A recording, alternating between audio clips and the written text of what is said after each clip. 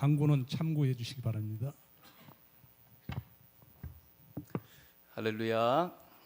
네, 주 안에서 사랑하는 신전주교회 모든 성도님들 사랑하고 축복합니다. 신전주 교회는 참 좋은 교회이고 따뜻한 교회입니다. 신전주 교회는 하나님이 찾으시는 바로 그 교회인 줄 믿습니다. 귀한 자리에 초대해 주셔서 감사를 드리고요. 특별히 오늘 헌신 예배를 드리는 남전도회 회원분들께 감사를 드리고, 또 하나님의 축복이 남전도회 회원들에게 또 모든 성도님들에게 충만히 임하시기를 주님의 이름으로 축복합니다. 제 소개를 잠시 하면요, 저는 평화동에 있는 예봉교회를 담임하고 있고요, 또 예봉교회 부임한 지 만 4년 정도 됐습니다. 저는 말투가 조금 경상도 말투죠. 부산에서 왔고요, 결혼은 했습니다. 아내는 1명이고요, 자녀는 5명입니다. 네.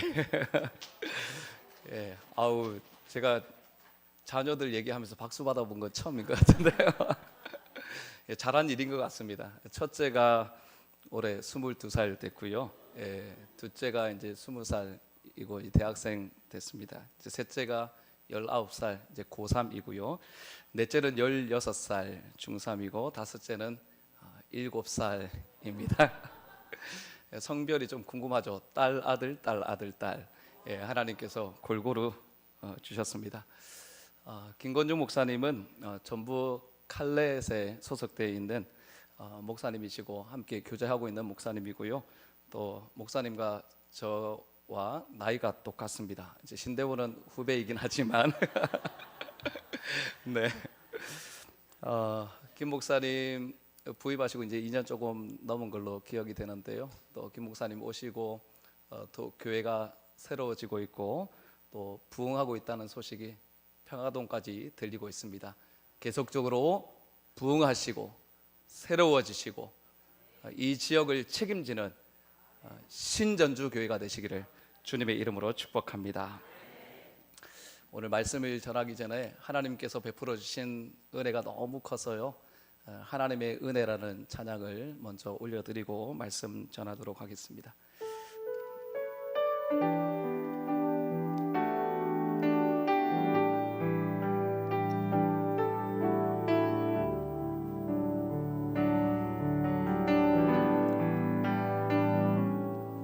나를 지으신 이가 하나님,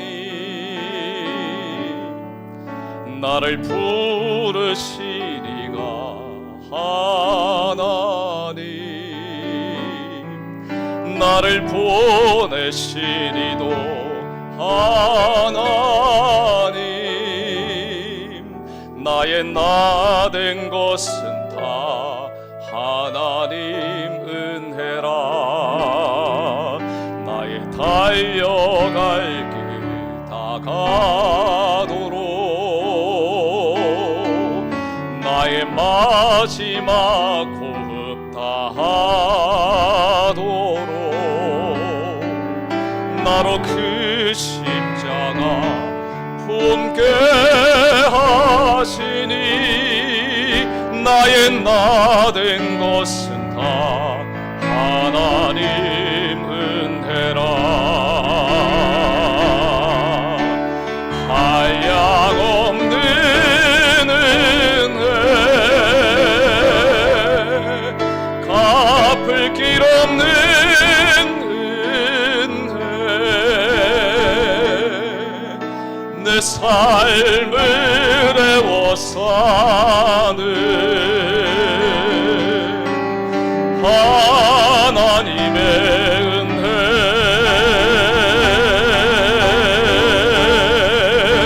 나 주저함 없이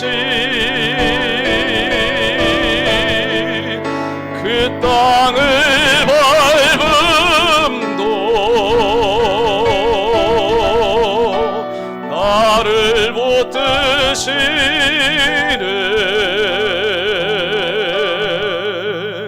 하나님의 은혜,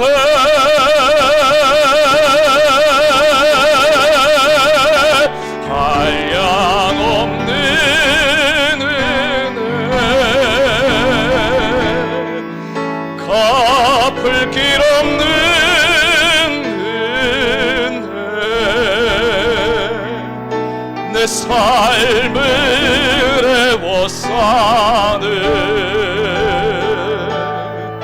하나님의 은혜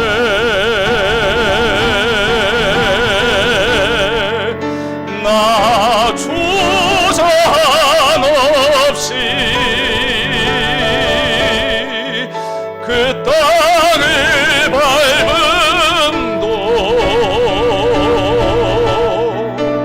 나를 붙드시는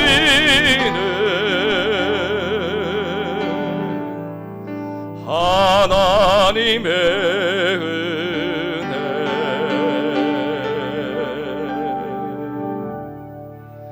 나를 지으시니가 하나님 나를 부르시니가 하나님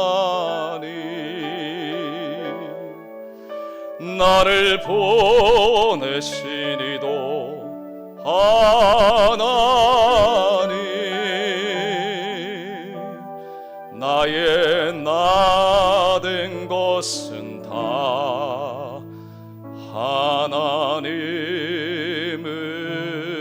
은혜라.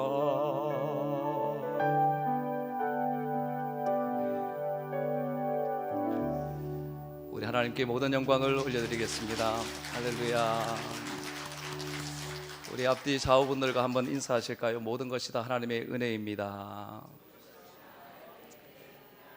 네, 기분 나쁜 건 아니시죠? 네, 우리 좀 웃으면서 우리 앞뒤 좌우분들 바라보시면서 모든 것이 다 하나님의 은혜입니다. 네, 한 번 더 인사하실 때 은혜로 삽시다. 아멘. 아멘. 오늘 특별히 찬양으로 은혜 주시고 또 말씀으로도 은혜 주실 줄 믿습니다. 우리는 예수님의 이름을 부를 때 여러 이름으로 예수님의 이름을 부르고 있습니다. 예수님의 이름은요, 모든 이름 위에 뛰어난 이름이시고, 예수님의 이름은 능력의 이름이시고, 예수님의 이름은 치유의 이름이시고, 예수님의 이름은 회복의 이름이십니다. 예수님의 이름은요, 우리와 늘 함께 하시는 임마누엘의 이름이고요, 영원히 높임 받으시기에 합당하신 하나님의 아들이십니다. 그런데 여러분, 성경 속에서 예수님께 붙어 있는 이름 중에 가장 인간적이고 가장 낮고 가장 따뜻한 이름이 있는데요, 그 이름이 무엇일까요? 바로 나사렛 예수입니다. 세상의 위대한 사람들은요, 대부분 어떻게 생각합니까? 예수님 당시를 생각하면요, 시골 나사렛이 아니라 로마의, 바벨론의, 또 애굽의, 예루살렘에라고 하면서 이러한 화려한 도시의 이름들과 함께 기억되기를 원한다는 겁니다. 하지만 우리 예수님은 어떻습니까? 대단한 도시가 아니라요, 나사렛이라는 이름 없는 시골 마을과 예수님 자신을 연결시키고 있다는 것입니다. 바로 가장 작은 이름이 가장 큰 구속의 이름이 된 것이죠. 요한복음 1장 46절 말씀에 보면 나다나엘이 이렇게 말한 적이 있는데요, 나사렛에서 무슨 선한 것이 날 수 있느냐. 자, 빌립이 예수님을 만났습니다. 내가 예수님을 만났다라고 하면서 나다나엘에게 가서 내가 예수님을 만났다라고 했더니, 이 구약의 역사와 율법을 잘 알고 있었던 나다나엘이요, 나사렛에서 무슨 선한 것이 날 수 있느냐라고 하면서 보잘것없고 아무런 기대도 없는 무명의 시골에서 무슨 선한 것이 날 수 있느냐라고 말했던 적이 있습니다. 이 나다나엘의 생각이 무엇입니까? 대부분의 그 당시의 사람들이 가지고 있는 생각이었습니다. 그런데 하나님은요, 바로 나사렛에서 소망의 꽃을 피우고 계셨던 것이죠. 이것이 뭡니까? 하나님의 방식이고 하나님이 일하시는 역사인 것입니다. 하나님은 언제나 아무도 주목하지 않는 자리에서 사람들이 잊은 그 이름 속에서 자신의 구속의 역사를 써내려가시는 하나님이십니다. 오늘 함께 읽은 본문을 통해서 하나님께서 왜 예수의 이름을 나사렛 예수라고 불리게 하셨는지, 나사렛 예수라는 이름 속에 어떤 복음의 신비가 숨겨져 있는지 함께 말씀을 살펴보면서 은혜를 나눌 수 있기를 바랍니다.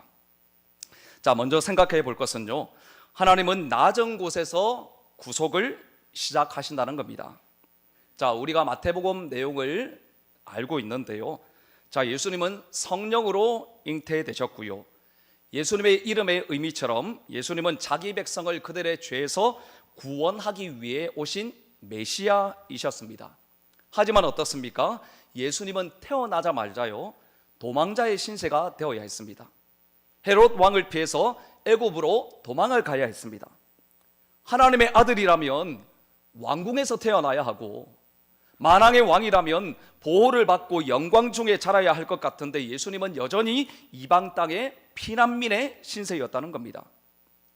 이런 예수님의 모습은요, 메시아의 탄생 이야기로 너무 낯선 겁니다. 인간적으로는 너무 낯설지만 바로 이 모습을 통해서 예수님의 구속은 높은 곳이 아니라 낮은 곳에서부터 시작된다는 것을 말씀해 주십니다. 여러분, 오늘 본문이 어떻게 시작되고 있습니까? 19절 말씀을 보실까요? 헤롯이 죽은 후에입니다. 예수를 죽이려고 했던 헤롯 왕이 죽었다는 겁니다. 이 한 문장은요, 이제 어둠이 지나가고 새벽이 오는 듯한 그런 분위기를 연출하는 말씀입니다. 유대 땅을 다스리고 있던 헤롯 왕의 통치는요, 폭력과 피해 통치였는데 그 폭군과 같은 왕이 죽었다는 겁니다. 헤롯이 죽은 후에 주의 사자가 애굽에서 요셉에게 현몽하여 이르되 라고 말씀하고 있죠. 여러분, 시간이 얼마나 지났을까요? 대부분의 학자들은요, 이 3년 정도의 시간이 흘렀을 거다라고 추정을 합니다. 여러분, 한 달도 아니고 3달도 아니고 1년도 아니고 자그마치 3년이란 시간입니다. 얼마나 답답하고 힘들었겠습니까? 도대체 언제까지 애굽에서 이러고 있어야 하나? 도대체 언제까지 도망자의 신세로, 피난민의 신세로 이곳에서 살아야 하나? 이런 막막함이 있지 않았겠습니까? 그런데 이제 하나님의 때가 되어서 주의 사자가 애굽에서 요셉의 꿈에 나타나셔서 말씀해 주신 겁니다. 뭐라고 말씀해 주십니까? 이어지는 20절 말씀을 같이 읽어볼까요? 일어나 아기와 그의 어머니를 데리고 이스라엘 땅으로 가라. 아기의 목숨을 찾던 자들이 죽었느니라 하시니. 아멘. 여러분 보십시오. 일어나 예수와 마리아를 데리고 이스라엘 땅으로 가라라는 겁니다. 바로 예수를 죽이려는 자들이 다 죽었다는 거죠. 헤롯이 아무리 대단한 왕이었어도요, 예수님의 목숨을 찾던 자들이 아무리 자신의 힘과 권력으로 예수를 죽이려고 했더라도 여러분 보십시오. 세상 권력은요, 종말이 있는 겁니다. 끝이 있다라는 겁니다. 영원할 것 같지만 영원하지 않는 거죠. 우리 인생도 마찬가지 아닙니까? 우리가 누리고 있는 것, 우리가 가지고 있는 것, 영원할 것 같지만 여러분, 영원하지 않습니다. 우리 모두의 인생에는요, 반드시 종말이 오는 것입니다. 그런데 보십시오.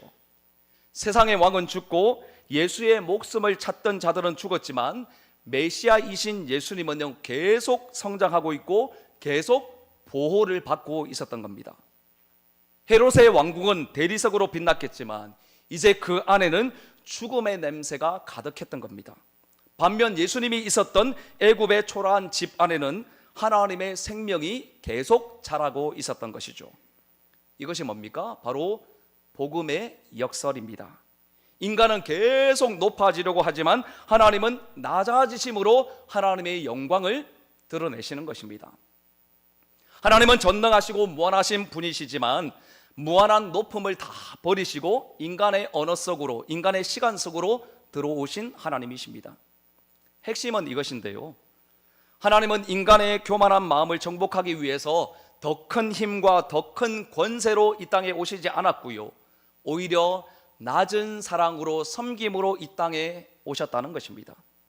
예수님의 탄생, 예수님의 피난, 예수님의 성장 과정 모두가 다 하나님의 섭리를, 겸손의 섭리를 보여주시는 겁니다. 하나님은 언제나 낮은 자리에서 하나님의 일을 시작하시는 하나님이십니다. 하나님을 보십시오. 광야에 있는 모세를 부르십니다. 왕궁에 있는 모세가 아니었습니다. 광야에 있는 모세를 부르셨고요, 다윗은 또 어떻습니까? 목동으로 있을 때 기름 부음을 받습니다. 마리아는 또 어떻습니까? 이름 없는 여인이었지만 하나님의 은혜를 입게 된 것입니다. 하나님께서 이렇게 일하시는 것은요, 인간의 모든 자랑을 다 무너뜨리시고 오직 하나님의 은혜만이 드러나기를 바라시는 것입니다. 사랑하는 성도 여러분, 이 진리를 여러분들의 삶에 한번 비춰보십시오. 우리는 종종 어떻게 생각합니까? 높은 자리에 올라가야 하나님께서 일하실 거다라는 그런 기대를 가지고 있는 경향이 있습니다. 무언가 더 나아지고, 무언가 더 많아지고, 높아지고, 더 안정이 되고, 더 인정을 받을 때 하나님의 뜻이 이루어질 거다라고 생각하는 경향이 있다는 것입니다. 물론 하나님은 그렇게 일하실 수도 있습니다. 하지만 우리 주님의 말씀은 분명하십니다. 자, 마태복음 20장 28절 말씀을 같이 읽어볼까요? 인자가 온 것은 섬김을 받으려 함이 아니라 도리어 섬기려 하고 자기 목숨을 많은 사람의 대속물로 주려 함이니라. 아멘. 성도 여러분 보십시오. 예수님의 시작은요, 시작부터 섬기기 위해 오셨다고 말씀하십니다. 그 섬김의 극치, 그 낮아짐의 극치가 무엇입니까? 바로 우리가 알고 있는 십자가입니다. 십자가에서 대속 제물이 되신 것입니다. 성도 여러분, 여러분들의 인생이 지금 낮은 곳에 있는 것 같습니까? 세상적으로 인정받지 못하는 것 같습니까? 경제적으로는 어렵습니까? 하나님께 버림받는 것 같은 그런 자리에 있습니까? 여러분, 그것이 뭡니까? 하나님이 일하시는 자리입니다. 하나님의 구속의 역사가 시작되는 자리라는 것을 믿으시기를 바랍니다. 여러분, 요셉과 마리아는요, 여전히 상황은 불안했습니다. 현실은 막막했습니다. 불안과 두려움 속에서도 요셉은요, 순종의 길을 택하여 걸어갑니다. 이어지는 21절 말씀 보십시오. 요셉이 일어나 아기와 그의 어머니를 데리고 이스라엘 땅으로 들어가니라. 자, 20절에서 보신 것처럼 주의 사자가 나타나서 요셉에게 뭐라고 말씀하셨죠? 일어나 데리고 이스라엘로 가라라고 명령했죠. 21절을 보십시오. 요셉이 일어납니다. 그리고 아기와 그의 어머니를 데리고 이스라엘 땅으로 들어갑니다. 요셉은요, 불안과 두려움 속에서도 주의 말씀에 순종하며 나아간 겁니다.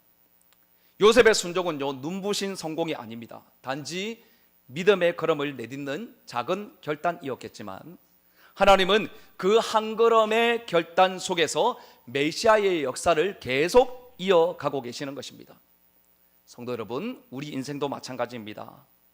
하나님은 큰 계획을 가지고 큰 무대에서 큰 역사를 이루시는 하나님이 아니십니다. 우리 주님은요, 평범한 일상 속에서 작지만 순종하는 그 작은 믿음 속에서 하나님의 나라를 꽃피우시는 우리 주님이십니다. 성도 여러분, 꼭 기억하십시오. 작은 순종이 큰 구속을 낳는다는 것을 꼭 기억하십시오. 이것이 무엇입니까? 이것이 바로 나사렛의 복음인 것입니다. 그러므로 성도 여러분, 결코 낮은 자리를 부끄러워하지 마십시오. 성도의 진정한 영광은요, 높음이 아니라 그리스도와 함께하는 낮음에 있다는 것을 믿으십시오. 여러분, 낮은 자리에서 순종하시기를 바랍니다. 제가 교회 들어오는 순간 은혜 받았습니다. 장로님이 주차 안내를 하고 계시더라고요. 그런 교회는 잘 없습니다. 나이가 연세 많으신 장로님이셨는데요. 여러분, 사람들이요, 다들 인정받는 자리에 가고 싶어 합니다. 높은 자리에 가고 싶어 합니다. 하지만요, 교회 공동체는 그런 공동체가 아닙니다. 위계 질서로 세워지는 공동체가 아닙니다. 주님처럼 섬기고 낮은 곳에서 순종할 때 주님의 영광이 꽃을 피우게 될 줄 믿습니다. 혹시 여러분 지금 마음이 낙심이 되십니까? 삶이 피난길 같으십니까? 청년들, 젊은 분들 미래가 불안하십니까? 그렇다면 바로 지금 하나님의 말씀을 듣고 믿음으로 일어나시기를 주님의 이름으로 축복합니다. 바로 거기서 하나님의 구속의 역사가 시작된다는 것을 믿으시기를 주님의 이름으로 축복합니다. 두 번째로 생각할 것은요, 하나님은 두려움의 길 속에서도 인도하신다는 것입니다. 여러분, 하나님의 말씀을 듣고 왔다면 상황이 좀 좋아져야 되는 것 아닙니까? 하나님의 말씀에 순종하여 왔다면 좀 환경이 좀 좋아져야 되는 것 아닙니까? 그런데 이스라엘에 돌아온 상황과 환경이 형편이 어떻습니까? 22절 말씀을 보실까요? 그러나 아켈라오가 그의 아버지 헤롯을 이어 유대의 임금됨을 듣고 거기로 가기를 무서워하더니 꿈에 지시하심을 받아 갈릴리 지방으로 떠나가. 여러분 보십시오. 헤롯 왕은 죽었지만요, 누가 지금 다스리고 있습니까? 아켈라오가 헤롯을 이어서 왕이 되어서 유다 땅을 다스리고 있었던 거죠. 근데 보십시오. 헤롯을 이어서 아켈라오가 임금이 되었다는 것을 듣고 거기로 가기를 무서워했다고 했는데 왜 그랬을까요? 헤롯의 아들인 아켈라오가 여전히 폭력적인 정치를 이어가고 있었던 겁니다. 유대의 역사가 요세푸스의 기록을 보면요, 이 아켈라오 왕은요, 왕이 되기 전부터 잔혹한 살상을 저질렀던 사람이라고 평가하고 있습니다. 6월절 날요, 성전에서 사람들이 예배 드리기 위해서 많이 모여 있는데 3,000명이나 되는 많은 사람들을 그냥 무차별하게 학살했던 잔인했던 왕이라고 합니다. 아마 요셉과 마리아도요, 이런 아켈라오의 만행을 다 들어서 알고 있었을 겁니다. 그래서 원래는 베들레헴으로 가려고 했는데 그곳으로 가지 못하고 두려움 때문에 떨고 있을 때 주의 사자가 다시 꿈에 나타나서 방향을 바꾸어서 나사렛으로 인도해 주셨다는 겁니다. 성도 여러분 보십시오. 이 모습을 통해서 깨닫는 것은 무엇입니까? 순종하는 사람도요, 불안한 현실을 마주하게 된다는 것입니다. 믿음의 사람들요, 믿음이 있지만 믿음의 사람도 두려움을 느낄 수밖에 없다라는 것입니다. 그러므로 신앙은요, 두려움이 없는 길이 아니라 두려움 속에서도 하나님의 인도하심을 신뢰하는 것이 신앙의 길인 줄 믿습니다. 두려움이 믿음의 걸음을 흔들겠지만 하나님의 인도하심은 결코 멈추지 않는 것입니다. 하나님은 두려움 속에 있는 요셉에게 나타나셔서 요셉을, 그의 가정을 인도해 주신 것입니다. 요셉의 인생길은요, 폭풍 같은 사건의 연속이었지만 그 모든 순간순간 하나님은 조용히, 그리고 너무도 정확하게 말씀으로 요셉의 삶을 인도해 주신 것입니다. 성도 여러분, 우리 인생도 그렇습니다. 하나님의 인도하심은 두려움 속에서 더욱 선명해진다는 것을 믿으시기를 바랍니다. 요셉의 피난과 요셉의 두려움과 요셉의 꿈과 이동, 이 모든 것들이 다 뭡니까? 하나님의 섭리 아래서, 하나님의 계획 안에서 이루어지고 있는 일들입니다. 하나님의 섭리 안에는요, 결코 우연이란 없는 것입니다. 그래서 하나님께서는 우리의 인생길을 안정적으로 안전한 길이 아니라 믿음의 길로 우리의 신앙의 길을, 인생의 길을 인도해 가시는 것입니다. 하나님께서 인도해 주시는 길이 때로는 위험해 보이고 인간적으로 계산해 볼 때 불안해 보일 수 있지만요, 하나님이 인도하시는 그 길이 가장 안전하고 하나님이 인도해 주시는 그 길이 가장 완벽한 하나님의 뜻이 이루어지는 복된 길인 것을 믿으시기를 바랍니다. 하나님께서 인도해 주신 그 길에서 잠시 두려워 멈추긴 했지만 하나님의 신실하신 인도하심이 다시 일으켜 세워주시는 것입니다. 사랑하는 성도 여러분, 하나님의 보이지 않는 손이요, 우리를 인도하고 계시다는 것을 믿으시기를 바랍니다. 하나님의 신실하신 인도하심이 여기까지 우리를 데리고 오신 겁니다. 믿으시기를 바랍니다. 하나님은 두려운 길 속에서도 여전히 말씀해 주시고 우리를 인도하시는 하나님이십니다. 요셉에게는요, 꿈으로 말씀해 주셨지만 우리에게는 무엇으로? 설교 말씀을 통해서 말씀해 주시고, 개인적으로 읽는 성경 읽기를 통하여, 말씀 묵상을 통하여 말씀해 주시고, 성령의 내적인 감동을 통해서 우리에게 말씀해 주시고, 상황의 흐름을 통해서, 또 어떤 사람을 통해서 하나님께서는 우리에게 말씀으로 우리의 삶을 인도해 가십니다. 중요한 것은요, 하나님께서 우리에게 주시는 말씀은요, 우리를 죽이거나 우리를 더럽게 하는 말씀이 아니라 우리의 삶을 풍성케 하시는, 우리를 생명을 얻게 하고 우리의 삶이 더 복되게 하시려고 우리에게 주신 말씀이라는 겁니다. 우리가 잘 알고 있는 요한복음 10장 10절 말씀을 같이 한번 읽어볼까요? 도둑이 오는 것은 도둑질하고 죽이고 멸망시키려는 것뿐이요, 내가 온 것은 양으로 생명을 얻게 하고 더 풍성히 얻게 하려는 것이라. 아멘. 여러분 분명히 보십시오. 도둑 같은 마귀들은요, 와서 도둑질하고 죽이고 멸망시키려고 하지만 우리 주님이 오신 것은 왜 오셨습니까? 생명을 얻게 하시려고, 우리의 삶을, 제자인 우리의 삶을, 하나님의 자녀인 우리의 삶을 더 풍성케 하시려고 이 땅에 오신 것입니다. 그러므로 우리 주님께서 요셉과 마리아와 예수님을 갈릴리로 인도해 주시는 것은요, 생명을 얻고 더 풍성히 얻게 하시려는 하나님의 신실하신 인도하심이었던 겁니다. 성도 여러분, 하나님의 신실하신 인도하심을 믿으시기를 바랍니다. 우리가 믿는 하나님은요, 우리보다 크신 하나님이시고 우리보다 위대하신 하나님이시고 우리의 생각보다 우리가 계획하는 것보다 더 완전한 뜻을 이루시는 하나님이십니다. 하나님의 인도하심을 믿고 하나님께 자기 자신의 인생을 맡기는 자들은 참으로 지혜로운 인생입니다. 하나님은 두려운 길 속에서도 인도하신다는 것을 믿으시고 하나님의 신실하심에 여러분들의 인생을 맡겨드리는 참으로 지혜로운 복된 인생들 다 되시기를 주님의 이름으로 축복합니다. 세 번째로 우리가 기억할 것은요, 하나님은 나사렛에서 복음의 꽃을 피우신다는 겁니다. 자, 마지막 23절 말씀을 같이 읽어볼까요? 나사렛이란 동네에 가서 사니 이는 선지자로 하신 말씀에 나사렛 사람이라 칭하리라 하심을 이루려 함이러라. 아멘. 여러분 보십시오. 예수님이 어디서 사셨다고요? 나사렛이란 동네에 가서 사셨다는 겁니다. 나사렛은요, 우리가 아는 것처럼 갈릴리 변두리에 있는 아주 작은 시골 마을이었습니다. 학자들의 연구에 따르면요, 그 당시 나사렛은 40에서 50 가구 정도 살고 있었고 인구수는 약 한 300명 정도 되었을 것이다 라고 추정을 합니다. 오늘날로 말하면 아주 작은 시골 마을 정도였습니다. 저의 고향이요, 경남 사천시 곤양면 사동부락인데요, 대부분 목사님 서울분 아니십니까? 그렇게 말하는 저는 시골 촌놈입니다.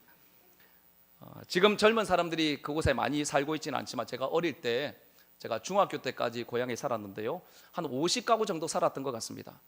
동네 인구도 한 300명 정도 된 것 같습니다. 그러니까 나사렛은요, 아주 작은 시골 마을이었습니다. 종교적으로 정치적으로 전혀 영향력이 없는 그런 곳이었다는 것이죠. 그런데 23절 말씀을 보시면 예수님이 나사렛이란 동네에 가서 사신 것이 선지자로 하신 말씀에 나사렛 사람이라 칭하리라 하심을 이루려 함이라 라고 말씀하고 있는데요, 근데 이상한 부분이 있습니다. 사실 요셉과 마리아의 고향이 어디입니까? 나사렛 아닙니까? 어떻게 생각하면 요셉과 마리아의 고향이 나사렛이기 때문에 나사렛으로 간 것은 그냥 자연스러운 일이라고 할 수 있는데 굳이 무엇 때문에 선지자의 예언이 성취되었다라고 그렇게 말하고 있는가 하는 것이죠. 더더욱 아이러니한 것은요, 구약 성경 어디를 살펴보아도 나사렛이란 지명 자체가 등장하지 않는다는 것입니다. 우리가 마태복음 내용을 알고 있는 것처럼 예수님이 처녀에게 잉태된 것, 베들레헴에서 탄생하게 된 것, 애굽으로 피신하게 된 것, 그리고 유아들이 학살하게 된 것, 이 구체적인 구약의 성경에서 예언된 내용들입니다. 그리고 근거 구절도 다 있는 내용입니다. 하지만 나사렛에 대한 이 예언의 말씀은요, 전혀 근거 구절이 없습니다. 선지자가 이런 예언을 한 적도 없습니다. 그런데 왜 선지자가 말씀한 내용이다 라고 말씀하고 있는 것일까요? 자, 23절 말씀에 그 힌트가 있는데요, 자, 한글 성경에서는 보이지 않습니다. 선지자로 하신 말씀이라고 하는데 단수로 표현되어 있죠. 하지만 영어 성경이나 헬라어 성경을 보시면 선지자들로 하신 말씀이라고 복수로 쓰여져 있습니다. 다른 예언들은요, 그 말씀을 예언한 그 선지자가 있었다는 것이죠. 하지만 나사렛 사람이라 칭하리라 한 이 예언의 말씀은요, 특정한 선지자가 아니라 선지자들 전체가 예언한 내용들을 종합해보면 예수님은 나사렛 사람이라고 칭하리라고 예언되었다라고 말씀하고 있는 것입니다. 바로 나사렛 예수란 뉘앙스가 풍기고 있는 것처럼 예수는 촌동네 사람이라고, 예수는 촌동네 사람일 뿐만 아니라 무시당할 것이라고, 핍박당할 것이라고 이렇게 예언되어 있었다는 겁니다. 바로 그 대표적인 말씀이요, 이사야 11장 1절 말씀인데요, 이새의 줄기에서 한 싹이 나며 그 뿌리에서 한 가지가 나서 결실할 것이요. 자, 여기서 말씀하시는 이새의 줄기에서 한 싹이 난다, 뿌리에서 한 가지가 난다는 것은 무엇입니까? 다윗의 아버지 이새의 가문에서 태어날 메시아 예수님에 관한 예언의 말씀입니다. 그런데 여기서 싹과 가지에 해당되는 히브리 말이요 네체르라는 단어인데요, 바로 나사렛이란 지명이 네체르라는 단어에서 유래가 되었습니다. 그렇다면 왜 메시아를 싹이라고, 메시아를 가지라고, 네체르라고 그렇게 표현하고 있는 것일까요? 줄기에서 난 싹이나 뿌리에서 난 가지는요, 큰 아름드린 이 나무가 잘리고 나서 남은 그루터기에서 어쩌다가 열한 싹이나 어쩌다가 열한 가지들이 나오게 되죠. 사실 이런 열한 싹이나 열한 가지들은요, 약하기 그지없어서 쉽게 죽어버립니다. 바로 다윗의 후손으로 오실 메시아가 그런 모습이었다는 겁니다. 우리가 잘 알고 있는 이사야 53장 말씀에 보면 연약한 메시아의 모습을 좀 더 자세하게 말씀하고 있는데요, 53장 1절 말씀을 보실까요? 우리가 전한 것을 누가 믿었느냐? 여호와의 팔이 누구에게 나타나느냐? 메시아에 대한 예언의 말씀을 했지만 사람들이 잘 믿어주지 않더라는 겁니다. 왜 그렇습니까? 메시아라고 증명할 만한 외적인 증거가 안 보이는 겁니다. 자기들이 기대했던 그런 메시아가 아니었던 것이죠. 이어지는 2절 말씀을 보십시오. 그는 주 앞에서 자라나기를 연한 순 같고 마른 땅에서 나온 뿌리 같아서 고운 모양도 없고 풍채도 없은즉 우리가 보기에 흠모할 만한 아름다운 것이 없도다. 자, 여기서 메시아는요, 연한 순 같고 마른 땅에서 나온 뿌리 같다라고 묘사하고 있는데요, 아무런 힘이 없어서 그냥 뽑으면 뽑히는 겁니다. 밟히면 밟히는 그런 모습이었다는 거죠. 인간적으로는 고운 모양도 풍채도 없는 그런 매력적인 모습이 하나도 없었던 그런 메시아의 모습이었다는 거죠. 그래서 3절, 그는 멸시를 받아 사람들에게 버림을 받으며 강구를 많이 겪으며 질고를 아는 자라. 마치 사람들이 그에게서 얼굴을 가리는 것 같이 멸시를 당하고 우리도 그를 귀히 여기지 아니하였도다. 그야말로 어떤 모습입니까? 멸시를 받고 천대를 받고 강구를 많이 겪어 사람들이 무시하고 멸시할 거라고 말씀하고 있는 겁니다. 그러니까 무엇입니까? 선지자들이 오실 메시아가 나사렛 사람이라고 했다라는 것은요, 이처럼 메시아의 모습이 연약하고 힘없는 멸시받는 모습이었다는 겁니다.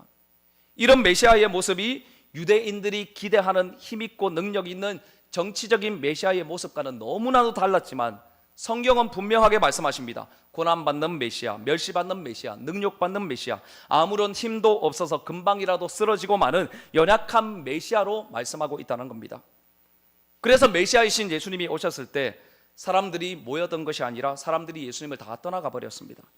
외적으로 능력이 보이면 사람들이 막 몰려들었다가도 내가 참 메시아다라는 그런 예언의 말씀을 해주시면 사람들이 다 떠나가 버리는 겁니다. 보리떡 5개와 물고기 2마리로 5,000명을 먹이셨던 그 사건을 경험한 사람들 다 몰려들어서 자, 예수님을 메시아다, 왕으로 삼자라고 하면서 몰려들었지만 십자가에 죽으실 것이다 라고 말씀하셨을 때는 예수님을 다 떠나버렸습니다.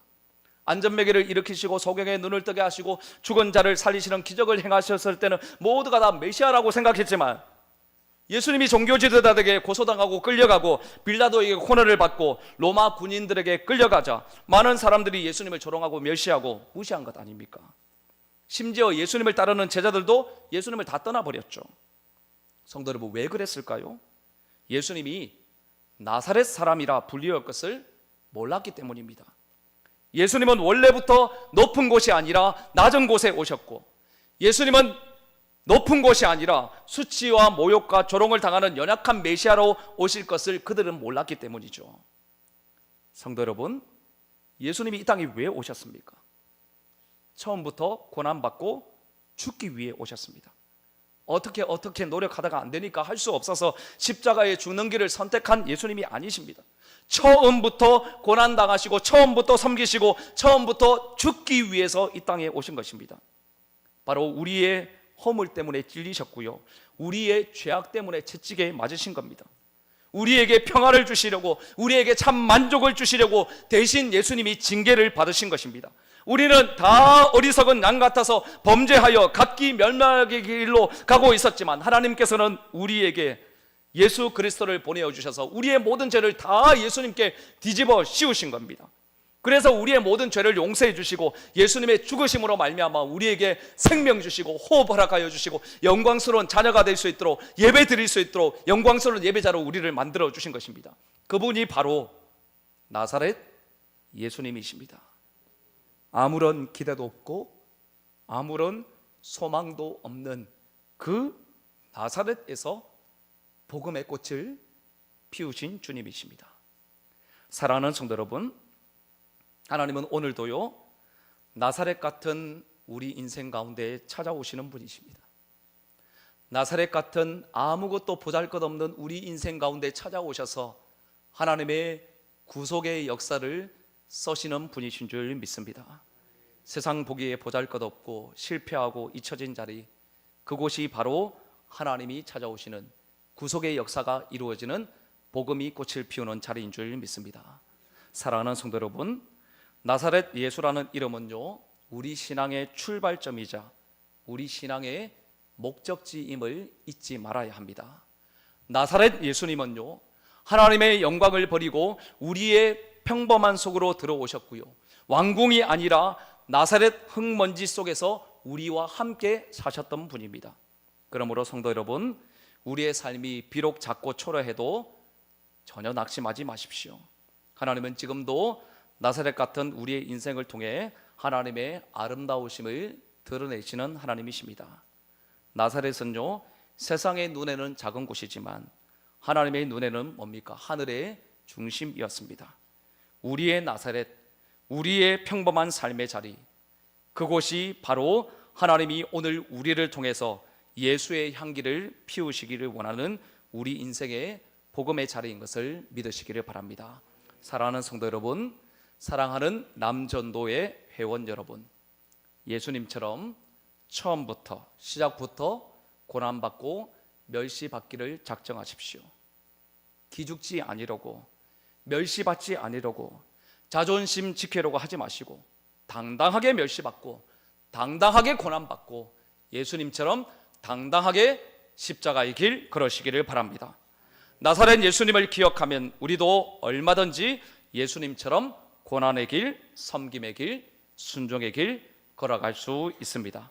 오늘 예배드리고 헌신하는 남전도의 모든 회원 여러분, 신전주 교회의 모든 성도 여러분, 나사렛 예수님처럼 겸손과 순종의 길 걸어 교회 안에서뿐만 아니라 보내신 세상 속에서 복음의 아름다운 꽃을 피워가시는 이 전주 땅을 아름답게 만드는 일에 귀하게 쓰임 받으시는 저와 우리 모든 성도님들 되시기를 주님의 이름으로 축복합니다. 오늘 우리에게 주신 말씀을 기억하시면서 함께 찬양 드리시겠습니다. 충만이란 찬양인데요, 무명이어도 공허하지 않습니다. 예수님 안에 우리는 만족할 수 있습니다. 가난하여도 부족하지 않습니다. 예수님 안에서 오직 우리는 부요하기 때문입니다. 나사렛 예수님이 우리의 예수님이십니다. 나사렛 예수님이 우리의 구원자이십니다. 우리 오늘 우리에게 주신 말씀을 기억하시면서 함께 찬양하며 나아가겠습니다.